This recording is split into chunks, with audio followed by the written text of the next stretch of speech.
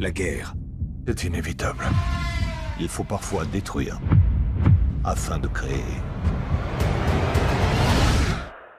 Énième série Star Wars, Disney nous revient donc avec Ahsoka dans une série de 8 épisodes qui revient sur le personnage et ses comparses que l'on a déjà pu apercevoir dans les séries animées par le passé.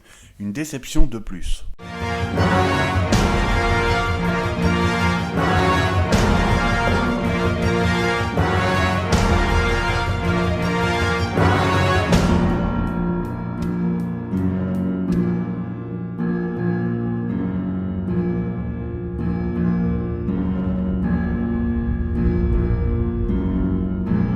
Une fois n'est pas coutume, Disney continue donc d'enfoncer la saga Star Wars avec une série chiante et sans âme. Nous ne sommes pas des Jedi.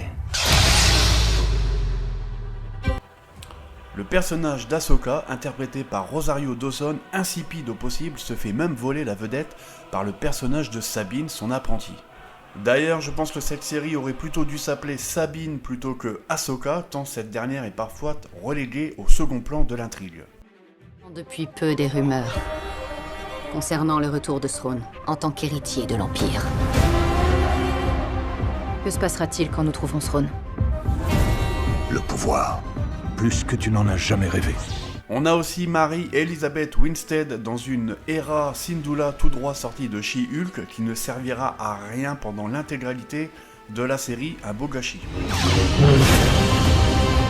J'ai passé presque toute ma vie à faire la guerre. Et c'est pour ça que je vous demande de m'aider à en éviter une autre. Tu sais comme moi qui pourrait sûrement t'aider. Excepté un épisode 5 plutôt sympathique qui verra donc le retour d'Anakin Skywalker dans le rôle du maître de Ahsoka, un épisode réalisé par Dave Filoni qui, s'il n'apporte strictement rien à l'histoire principale, a le mérite au moins d'offrir quelques scènes plutôt sympas et qui permettra à Anakin d'être un peu plus mieux exploité que dans la série Obi-Wan. Anakin n'a jamais fini ma formation de Jedi. Je lui ai tourné le dos, tout comme j'ai tourné le dos à Sabine. Toi, tu n'as jamais fait ce genre d'effort pour moi. Le reste n'est qu'un interminable étirement de l'intrigue où sera mis de côté le personnage de Baylan Skoll, interprété par le regretté Ray Stevenson, et qui était peut-être le seul personnage à avoir un peu de charisme et de consistance dans la série. Maître. En tant que Jedi, tu es parfois obligé de prendre des décisions impossibles. Mais je compte sur toi pour aller jusqu'au bout. Ça te va bien ?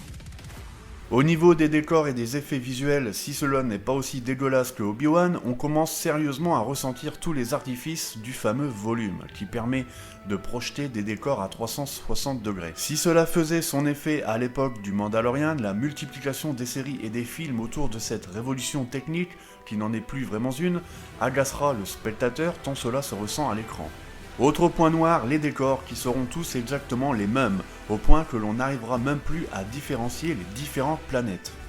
A l'instar donc des autres séries Star Wars comme le Mandalorian ou encore Obi-Wan et Boba Fett, hormis les planètes désertiques et les planètes rocheuses au ciel gris, pas grand chose à se mettre sous la dent une fois de plus. On est parfois obligé de faire notre devoir, sans tenir compte de ce qu'on peut ressentir.